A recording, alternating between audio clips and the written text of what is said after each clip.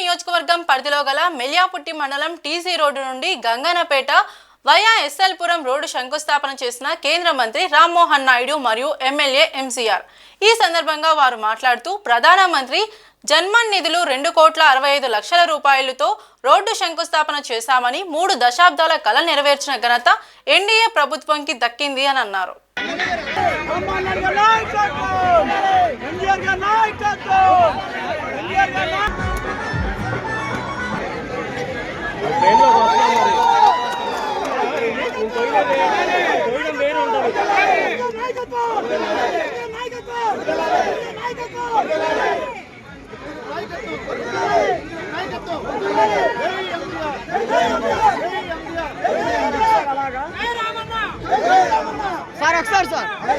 చుట్టుపక్కల గ్రామాల్లో కూడా తక్కువ గాతల వలసకి 2 కోట్లు, అలాగే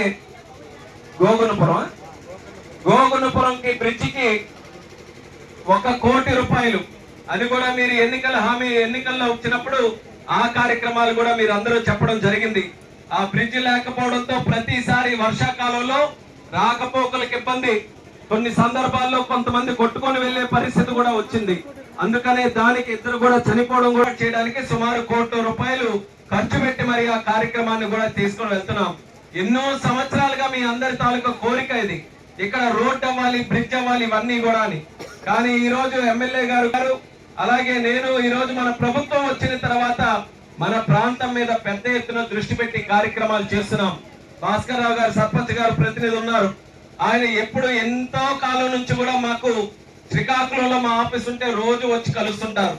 ఆయన ఏ కార్యక్రమం గురించి ఎక్కువగా అడుగుతారనంటే మన రోడ్డు గురించే.